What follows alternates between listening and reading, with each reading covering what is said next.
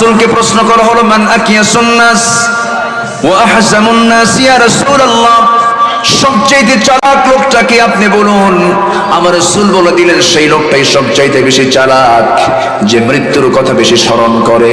মৃত্যুর চিন্তা যদি কারো ভিতরে বদ্ধমূল হয়ে যায়, সে অহংকার করতে পারে না, সে মেজাজি হতে পারে না, সে রাগ দেখাতে পারে না, সেই লোকটার দ্বারা কোনো হারাম কাজ হতে পারে না, সেই লোকটার দ্বারা কোনো বান্দার হক নষ্ট হতে পারে না। মানুষ ভালো হবে তখনই যখন মৃত্যু চিন্তা তার মধ্যে বেশি তাড়া করবে। এই জন্য আমাদের ভিতরে ঘুম থেকে ওঠার সঙ্গে সঙ্গে যখন ঘুমে যাব, সেই সময় আমরা দোয়া পড়ি, আল্লাহুম্মা বিসমিকা, এরপরে কি? আমুতু মানে কি? মরে যাচ্ছি। আমুতু ওয়া আহইয়া, আল্লাহ তোমার নামে মরে যাচ্ছি। ওয়া আহইয়া, তুমি যদি দোয়া করো, তুমি যদি করুণা করো, জিন্দা হব। এই যে মরে গেলাম আল্লাহ, তাসবিহ তাহলিল গুলো পড়বো, ওই ঘুমানোর পূর্বেই সমস্ত হিসাবগুলো বালিশের নিচে রেখে দেব, যেন আমার মৃত্যু যদি হয়ে যায়, বালিশের নিচ থেকে যেন সমস্ত হিসাব যেন ক্লিয়ার হয়ে যায়।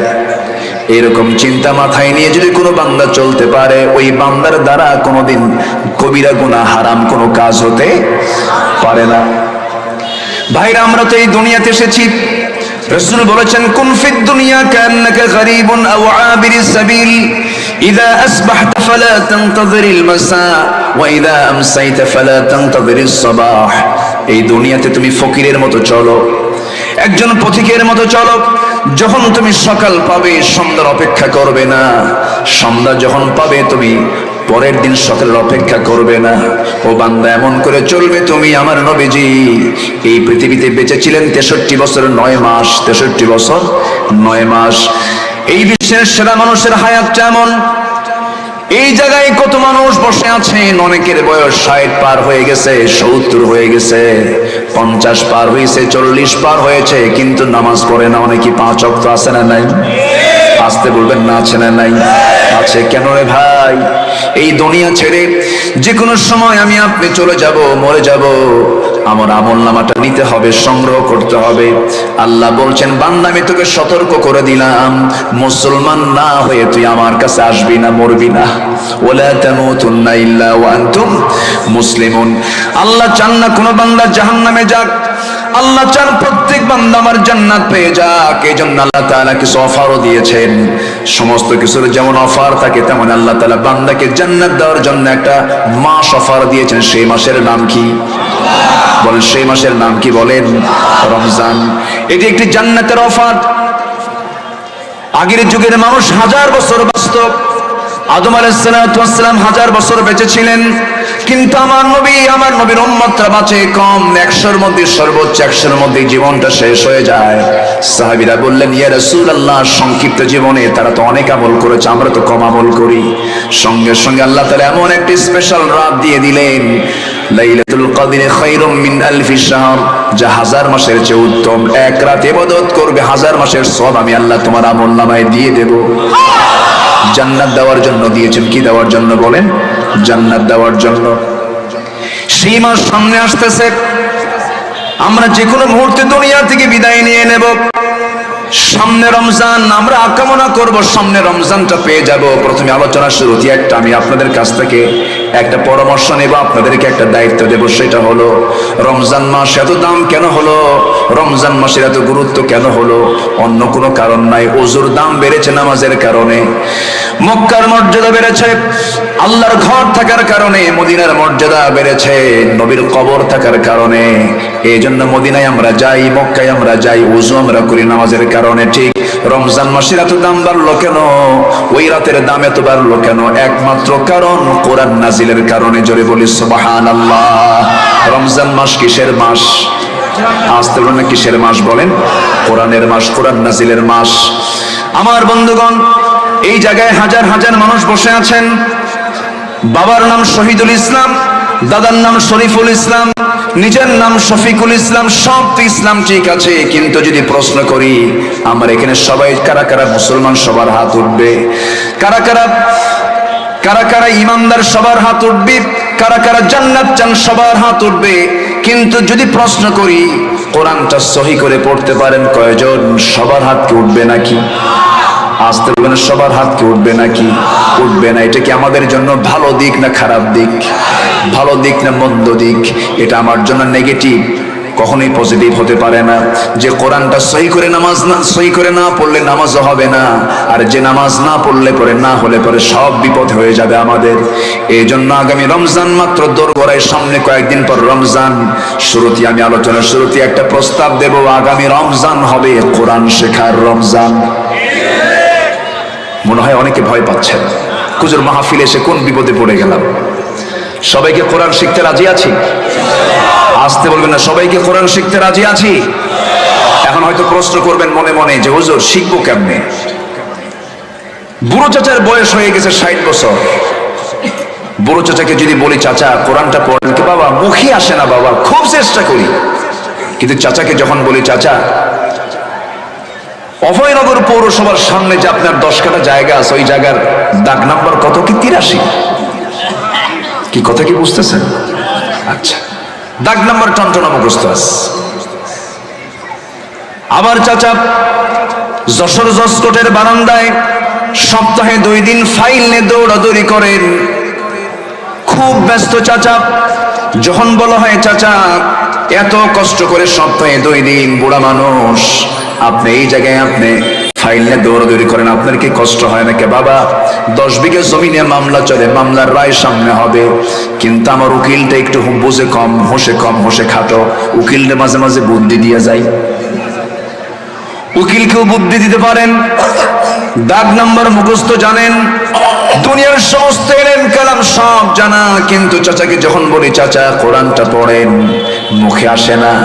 আমার মুরব্বী বাবাজি যারা আছেন, যারা যুবক শ্রেণী যারা আছো, সবার কাছে উদাত্ত আহ্বান জানাচ্ছি, 2টা জিনিস আল্লাহর কাছে সুপারিশ করবে জান্নাতে যাওয়ার জন্য। একটা ইবাদত হলো রোজা, আর একটা হলো কোরআনে কারীম। জোরে কোন সুবহানাল্লাহ। ইউশাফিআনি লিল আবদি, বান্দার জন্য সুপারিশ করবে। এই জন্য কোরআনটা আমরা শিখবো। দুনিয়ার দাগ নাম্বার যদি মুখস্থ থাকে, দুনিয়ার জমিন মাত্র 70-80 বছরের জিন্দেগির জন্য যদি দাগ নাম্বার মুখস্থ থাকে, জান্নাতের দাগ নাম্বার আছে না নাই? আসতে বলবেন না, জান্নাতের দাগ নাম্বার আছে না নাই? 1 নাম্বার জান্নাতের নাম কি? হ্যাঁ, একটু জোরে বলেন। আমার মশিউর ভাই তার মার জন্য দোয়া চাইলেন, কবিতা গানের মধ্য দিয়ে বললেন, আল্লাহ আমার বাপ মাকে ফিরদাউস দিয়ে দাও। না, সব গান শুনছি, কিন্তু আমরা যখন চাইবো জান্নাত, কয় নাম্বার জান্নাত চাইবো? বলেন কয় নাম্বার? 1 নাম্বার। কিন্তু জেনে খুশি হবেন, সর্বনিম্ন যে জান্নাত বান্দাকে দেওয়া হবে, সেই জান্নাতের এরিয়া হবে 10টা পৃথিবীর মতো একটা জান্নাত। কয়টা পৃথিবী?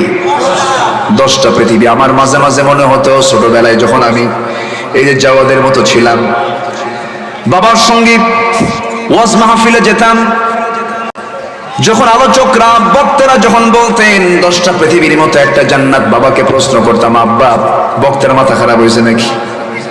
এতগুলো জায়গা এতগুলো মানুষের জন্য আল্লাহ রাখছে কোথায়? মনে মনে চিন্তা হতো। কিন্তু আমি যখন একটু বড় হতে লাগলাম, কোরআন নিয়ে একটু যখন গবেষণা করতে লাগলাম, আল্লাহ যে কত বড়। আল্লাহ তাআলা বলছেন, ইন্না ফি খালকিস সামাওয়াতি ওয়াল আরদি ইখতিলাফিল লাইলি ওয়ান নাহার লাআয়াতিল লিউলিল আলবাব। যারা চক্ষুষ্মান, যারা জ্ঞানী মানুষ, তাদের জন্য বিশাল বড় নিদর্শন আছে আকাশ এবং জমিনের মাঝে। এই মহাশূন্যে বহু সৃষ্টি আছে না নাই বলেন? আমরা দিনের বেলা যেটা আলো পাই, সে আলোর নাম কি বলেন? তার নামটা কি বলেন? সূর্য। সূর্য বড় না পৃথিবী বড়? বলেন বলেন বলেন। সূর্য বড় না পৃথিবী বড়? সূর্য বড়। কত বড় চিন্তাই করা যাবে না। 228টি দেশ মিলে এই পৃথিবী যত বড়, সূর্য তার চেয়ে এত গুণ বড়, যে সূর্যের সমান যদি হতে হয়, এরকম দুনিয়া লাগবে 13 লক্ষ দুনিয়া হলে পরে একটা সূর্য হয়। জোরে বলি সুবহানাল্লাহ। এই সূর্য আলো দিয়ে যাচ্ছে গোটা পৃথিবী। কি আল্লাহ তাআলার মজবুত ম্যানেজমেন্ট, সূক্ষ্মভাবে তিনি চালাচ্ছেন আকাশ, সুষ্ঠুভাবে চালাচ্ছেন তিনি দুনিয়া, সকল সৃষ্টিগুলো তিনি দেখেন। আমার বন্ধুগণ, আবার সেই সূর্যের চাইতে আমরা চাঁদের পিছনে যে রাতের বেলা মিটিমিটি করে জ্বলে ওঠা কিছু তারকা দেখতে পাই, এই তারকাগুলো সূর্যের চাইতে আরো বড়। ব্যাটেল জুইস নামে একটা তারকা আছে, সেই ব্যাটেল জুইস নামে তারকাটা ওই সূর্যের চাইতে 33 কোটি গুণ বড়। সুবহানাল্লাহ বলবেন না? কত কোটি গুণ বড়? তাহলে কি জায়গা আছে? আসতে কয় জায়গা আছে? এখন আব্বারে কয়, আব্বা ছোটবেলায় প্রশ্ন করছিলাম, এখন উত্তর খুঁজে পাইছি। একটা তারকা ব্যাটেল জুইস 33 কোটি গুণ বড়। আবার ওই রকম সুপারনোভা, আড্রাপ, এরকম করে অসংখ্য তারকা মহাশূন্য আল্লাহ তাআলা ঝোলায় রেখেছেন। এক একটা গ্যালাক্সির ভিতরে রয়েছে 50 বিলিয়ন করে তারকা।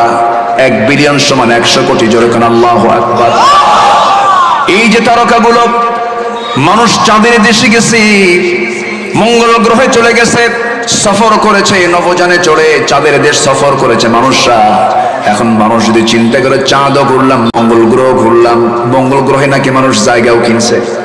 যা তোরা আমার ভাইয়েরা, এখন যদি মানুষ চিন্তা করে, চাঁদ ঘুরলাম, মঙ্গল গ্রহ ঘুরলাম, একটু দেখবো তারকার দেশ দেখতে যাব। পৃথিবীর সবচেয়ে নিকটবর্তী তারকার দেশ হলো প্রক্সিমা সেন্ট্রাই। সেন্ট্রাই যদি কেউ যেতে চায়, একটু কান লাগাবেন, মনোযোগ দিয়ে কথাগুলো শুনবেন। প্রক্সিমা সেন্ট্রাই নামক সেই তারকার দেশে যদি কেউ যেতে চান, তাহলে এই দুনিয়ার কোনো যানবাহন দিয়ে যাওয়া যাবে না, লাগবে নভোযান। সেই নভোযানের মধ্যে সবচেয়ে লেটেস্ট আবিষ্কার হলো অ্যাপোলো 11। অ্যাপোলো 11 এর গতি হলো প্রতি ঘন্টায় 39,000 কিলোমিটার। প্রতি ঘন্টায় সে যায় 39,000 কিলোমিটার বেগে। যদি কেউ সফরে বের হয়ে যায় সেই প্রক্সিমা সেন্ট্রাই নামক সবচেয়ে পৃথিবীর নিকটবর্তী তারকার দেশে যদি কেউ যেতে চায়, তার সময় লেগে যাবে 1,15,000 বছর মাত্র। যাবেন কারা কারা? হাত তোলেন। হাসে কেন? যাবেন না? যাওয়া হবে? বলেন, কেউ কি আমরা নিজের চেষ্টায় কি যেতে পারবো? কিন্তু আল্লাহ বলছেন, বান্দা, ও বান্দা, তুমি যদি আমার কিছু পছন্দের কাজ করতে পারো, আমার কিছু পছন্দের দিক তুমি যদি আমাকে খুশি করে যদি সেই সমস্ত কাজগুলো তোমার ব্যক্তিগত জীবনে যদি বাস্তবায়ন করতে পারো, আমি আল্লাহ তোমাকে শুধু প্রথম আকাশ নয়, দ্বিতীয় আকাশ নয়, তৃতীয় আকাশ নয়, সপ্তম আকাশের উপরে আমার আরশ আজিমের ছায়ার নিচের মেহমান আমি তোমাকে বানাইয়া নেব। আমরা কি চিন্তা করি আর আল্লাহ কি করেন? আমার আল্লাহ কোথায় নিতে চান আমাকে? আর আমরা দুনিয়ার সামান্য চেয়ার পাওয়ার জন্য, সামান্য কিছু সুনাম পাওয়ার জন্য, সামান্য কিছু পাওয়ার পাইয়ে আমরা নিজেকে বিশাল কিছু মনে করি। গোটা সৃষ্টির মাঝে আমি সামান্য একটা মাখলুক, সামান্য ক্ষুদ্র একটা মাখলুক। তার অহংকার কি? কিচ্ছু না। যে আল্লাহ ফেরাউনকে খতম করেছেন, কোন অহংকারী পৃথিবীতে টিকতে পারে না। ঠিক কিনা? টাকার অহংকার আছে না নাই? ক্ষমতার অহংকার তো নাই। আসতে বলে, আছে না নাই? চেয়ারে একবার বসলে পরে সুপার গুলো আটা দিয়ে বসে, কোনো ছাড়াছাড়ি নাই, কিচ্ছু না। ফেরাউনকে ধরেন নাই, কিন্তু ধরেছেন কয়দিন? আসতে বলবে না, ধরেছেন কয়দিন? একদিন ধরেছেন।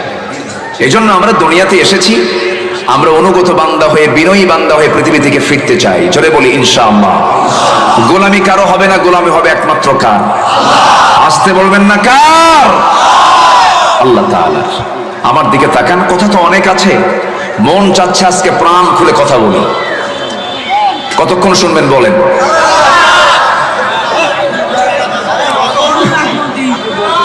সারা রাত? কি এটা কি জানাজা সহ?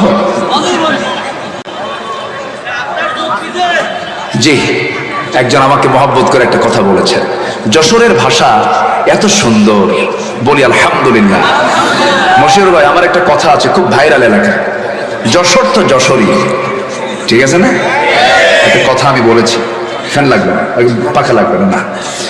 যশোর তো যশোরই, বিভিন্ন এলাকার বিভিন্ন কিছু বিখ্যাত থাকে, যশোরের ভাষা হলো বিখ্যাত।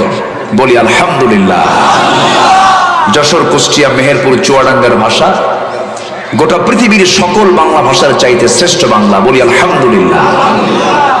এরকম ভাষা কোথাও আপনি পাবেন না। নোয়াখালীতে একটু ভালো পাওয়া যায়।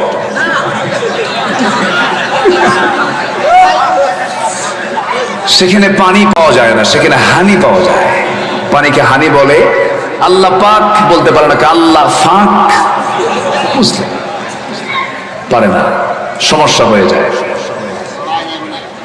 কিন্তু যশোরটা ব্যতিক্রম, অনেক সুন্দর ভাষা। যশোরের যখন রিক্সাওয়ালা কথা বলে তখন মনে হয় প্রফেসর কথা বলছে।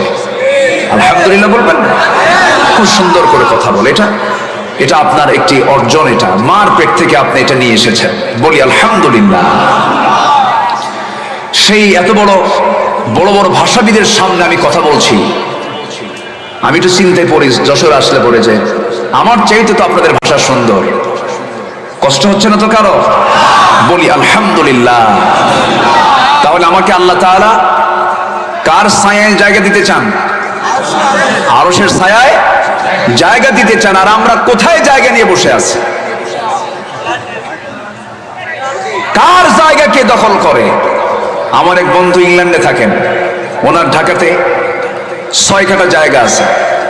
সেই 6 কাঠা জায়গা উনি 10 বছর 12 বছর খোঁজ নিতে পারেন নাই। এসে দেখেন ওনার জায়গার উপরে আরেকজন বিল্ডিং বানায় বসে আছে। তো উনি এসে বলতেছে, ভাই আমার জায়গা আপনি বিল্ডিং বানালেন 3 তলা, আমি জানলাম না। বিল্ডিং ওয়ালা বলে, ভাই জায়গা আপনার হতে পারে, বিল্ডিং তো আমার। আমার দেশে এগুলো নাই তো? আসতে বলবেন না, আছে না নাই? আপনি যত হজ করেন, আপনি যত নামাজ পড়েন, আপনি যত ইবাদত করেন, বান্দার হক আপনি নষ্ট করেছেন, আপনার কোনো তওবা কবুল হবে না, আপনার কোনো ইবাদত কবুল হবে না। কার কথা? আসতে বলবেন না, কার কথা? আল্লাহর কথা। আমার ভাইয়েরা, মূল আলোচনার দিকে আস্তে আস্তে চলে যাচ্ছি। আমাদের মূল টার্গেট হলো আমরা আরশের জায়গায়, আরশের ছায়ার নিচে জায়গা পেতে চাই। আমরা জান্নাতটা পেতে চাই। জান্নাত কিন্তু ডানেও নাই, বামেও নাই, পিছনেও নাই, নিচেও নাই। জান্নাতটা হলো আরশ আজিমের ছায়া। আল্লাহ যে বলেছেন, আল্লাহ তাআলা 1 নম্বর জান্নাতটা রেখেছেন তার কাছাকাছি। জোরে বলি সুবহানাল্লাহ। জান্নাত মোট কয়টা বলেন? আসতে বলবেন না, জান্নাত মোট কয়টা? 8টা জান্নাত। কোন আমলে কোন জান্নাত, এই বিষয়ে আমার 2014 সালে একটা বিশাল লম্বা আলোচনা করেছিলাম। কোন আমলে কোন জান্নাত, কোন বদ আমলে কোন জাহান্নাম। 7টা জাহান্নামের চিত্র নিয়ে কথা বলেছি, 8টা জান্নাতের চিত্র নিয়ে আমি 2014 সালে কথা বলেছি। আমার বন্ধুগণ, সেই জান্নাতের ভিতরে আমাদের মূল টার্গেট থাকতে হবে। আমরা 1 নম্বর জান্নাত পেতে চাই। সেই জান্নাতটা আমি পাবো কেমনে? সেই জান্নাত পাওয়ার জন্য সমস্ত পথ পন্থা কোরআনে আছে না নাই? আসতে বলবেন না, আছে না নাই? 1 নম্বর পুঁজি হলো ঈমান আছে যার, জান্নাত আছে তার। বলি আলহামদুলিল্লাহ। আমাদের সবার ঈমান আছে না নাই? আছে তো? নাম ঈমান আলী, কিন্তু নামাজ পড়ে না, আছে না? নাম হলো রমজান আলী। রমজান মাসে জন্ম নেওয়ার কারণে মা মোহাব্বত করে ছেলের নাম রেখে দিয়েছে রমজান আলী, কিন্তু রমজান মাসে দুপুরবেলা ভাত খায়। নাম হলো আতর আলী। নাম কি? আতর আলী, কিন্তু পকেটে বিড়ি আর গাজার গন্ধ। নাম হলো আতর আলী, গাজার গন্ধে কাছে যাওয়া যায় না। নাম হলো হিম্মত আলী, সাইকেলের চাকে বাস চলে শীত হয়ে পড়ে। নাম দিয়ে কোনো কাজ হবে না, কাম থাকতে হবে। আল্লাহ তাআলা বলছেন শুধু ঈমান নিলে হবে না, আমলটা থাকতে হবে। ঈমানহীন আমল আল্লাহর দরবারে গ্রহণযোগ্য নয়। আমলহীন ঈমান আল্লাহর দরবারে গ্রহণযোগ্য নয়। দুটাই লাগবে। কার কথা? আসতে বলবেন না, কার কথা? আল্লাহর কথা। আল্লাহ রাব্বুল আলামিন বলেন, ইন্নাল্লাযীনা আমানু ওয়া আমিলুস সালিহাতি কানাত লাহুম জান্নাতুল ফিরদাউসি নুজুলা খালিদিনা ফিহা লা ইয়াবগুনা আনহা হিওয়ালা। ঈমান যারা আনবে এবং আমল যারা করবে, কার কথা? ঈমানও থাকতে হবে, আমলও থাকতে হবে। লিওনেল মেসির নাম সবাই শুনেছেন, সে একজন কি খেলোয়াড়, ছিলেন না সবাই? আমার দেশে বহু লোক আছে নবীর নাম জানে না কিন্তু মেসির নাম জানে, আছে না? নবীর নাম জানে না কিন্তু মেসির নামটা জানে। এই লিওনেল মেসি কোটি কোটি টাকা শিক্ষা ডিপার্টমেন্টে খরচ করেছে, তার ভালো আমল এটা আছে, ভালো আমল, কিন্তু কি নাই? ঈমানটা নাই। আবার ওইদিকে রোনালদো, পর্তুগালের একজন খেলোয়াড় রোনালদো, সম্প্রতি তুরস্কে আর সিরিয়ার এই বিধ্বস্ত জনপদে কোটি কোটি টাকা সে দান করেছে, এটা তার ভালো আমল, কিন্তু তার মধ্যে কি নাই? ঈমান নাই। ঈমানবিহীন কোন আমল আল্লাহর দরবারে কবুল হবে না, আবার আমলবিহীন ঈমানের কোনো মূল্য আল্লাহর দরবারে থাকবে না। এই জন্য বলছেন যারা ঈমান আনবে এবং আমলে সালেহ করবে, আমি আল্লাহ তাকে 1 নম্বর জান্নাত, জান্নাতুল ফেরদাউস দিয়ে দেব। জোরে বলে সুবহানাল্লাহ। পিতার পরিচয় দিয়া সন্তান জান্নাত পাবে না, পীরের পরিচয় দিয়া মুরিদ জান্নাত পাবে না। আমার দেশে কিছু মুরিদ আছে নামাজ পড়ে না, বলে আমি তো অমুক দরবারের মুরিদ, আমার পীরের ঠ্যাং ধইরা জান্নাত পার হয়ে জাহান্নামে যাব। যা তুই জাহান্নামে। আছে না নাই? আমি পীর বিরোধী লোক না, আমি পীরকে মহাব্বত করি। গত 6 মাস আগে মুরাদ ভাই আমার চট্টগ্রাম মাহফিল, চট্টগ্রাম যাব, ডোমেস্টিক সাইড দিয়ে আমি বোর্ডিং পাস নিয়ে ভিতরে বসবো। ভিতরে বসে আমি আর জায়গা পাচ্ছি না, বসবো কোথায়? যেখানেই যাবেন এখন পুরুষের আনাগোনা বেশি না মহিলার আনাগোনা বেশি? মহিলা, সব জায়গায় মহিলা। তাও কি গায়ে কাপড় চোপড় আছে? কাপড় চোপড় নাই। কাপড় চোপড় নাকি যত খোলে সে নাকি তত আধুনিক হয়। যে নায়িকা যত কাপড় খুলতে পারে তাকে বলা হয় সাহসী অভিনেত্রী, কম কথা কাপড় খুলে ফেলে। যেরকম নাউজুবিল্লাহ। আজকে কোন সমাজে বসবাস করছি আমরা? নষ্টা, ভ্রষ্টা, চরিত্রহীনা নারী, যাদের বিয়ের আগে পেটে বাচ্চা আসে, এরপরে গায়ে হলুদ, এরপরে বিয়া, তারা হয়ে যায় রাতারাতি সেলিব্রিটি। তাদেরকে কোর্টে হাজির করা হয় যখন, মেহেদি রাঙ্গানো হাত নিয়ে সামনে পিছনে অনার করে তাকে কোর্টে হাজির করা হয়। আর 30 পারা কোরআন যাদের সিনার ভিতরে থাকে, যারা কোরআনকে লালন করেন, ধারণ করেন, জগতের শ্রেষ্ঠ সন্তান আলেম হাফেজদের হাতে শোভা পায় হাত কড়া, আর পায়ে শোভা পায় ডান্ডা বেড়ি।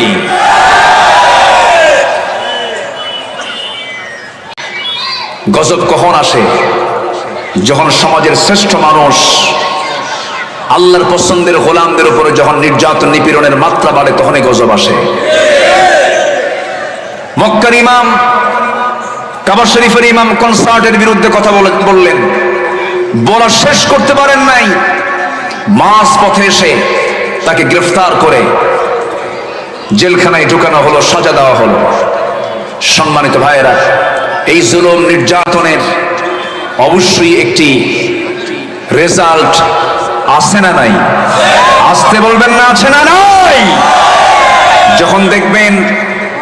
যখন দেখবেন নির্যাতনের মাত্রা অতিক্রম করছে, যখন দেখবেন রক্তের বন্যা বয়ে যাচ্ছে, যখন দেখবেন ইসলামকে নির্মূল করার জন্য হাজারো ষড়যন্ত্র জেগে উঠেছে, সেই মুহূর্তে যদি ইমানদাররা যদি সামনে রুখে দাঁড়ায়, ইমানের শক্তিতে বলিয়ান হয়ে, সেই সময় বান্দার দেয়াল পিঠ যখন দেয়ালে ঠেকে যায়, আল্লাহর সাহায্য তখন ওয়াজিব হয়ে যায়। আমরা কি সেই হিম্মত নিয়ে সামনের দিকে চলতে পারবো না? সবাই কি রাজি আছেন? রাজি আছেন? কারা কারা হাত উঁচু করে দেখান মুসলমান।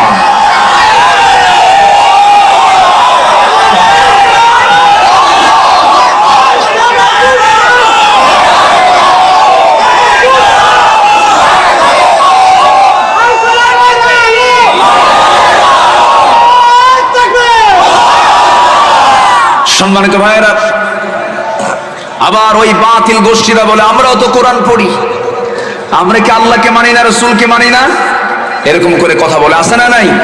আচ্ছা, আমরাও তো কোরআনকে মানি। ওরা কোরআন বোঝে ওই কানার মতো। এক কানা গেছে মসজিদে নামাজ পড়তে যায়, মাগরিবের ওয়াক্ত এখনো হয় নাই, আজান দেয়নি, ইমামের সঙ্গে এই কানা বসে বসে কথা বলছে। কথার এক পর্যায়ে লাগছে গন্ডগোল, চরম বাকবিতণ্ডা, আজান হয়ে গেছে, নামাজে দাঁড়াইছে ইমাম আর কাজ পায় নাই, কাম পায় নাই। সূরা ফাতিহার পরে এমন একটা সূরা বলছে যে সূরার অংশ হলো ওয়া কানা মিনাল কাফিরিন। কানা এখন মনে মনে চিন্তা করে, কিছুক্ষণ আগে গন্ডগোল হলো, নামাজের মধ্যে ফতোয়া জারি হলো, আমি কানা কাফের। প্রচন্ড খেপে গেছে, রেগে গেছে কানা, কিন্তু জবাব দেয়নি, শুধু ঠোঁট কামড়ায়া চলে আসছে বাড়িতে। পরের দিন আবার মাগরিবের নামাজ পড়তে গেছে। এদিকে যিনি ইমাম, তার আবার একটা পা নাই, খাটো সাইজের ন্যাংরা। ইমাম আবার কাম পায় না, এই রাতেও এই সন্ধ্যাতেও মাগরিবের নামাজের সময় সূরা ফাতিহার পর পছন্দের সূরা থাকে না কিছু, ঘন ঘন কয়, যে সূরাটা আগের দিন কইছে এই সূরা এই পরের দিনে যখন বলছে ওয়া কানা মিনাল কাফিরিন, পিছন থেকে কানার সহ্য করতে না পেরে লোকমা দিচ্ছে ওয়া লাংরানা মিনাল ফাসিকিন। আমি কানা যদি কাফের হই, তুই ন্যাংরা হলি ফাসিক। ওরা কোরআন বোঝে ওই কানার মতো। আসতে বলবেন না, জোরে বলুন ঠিক কিনা?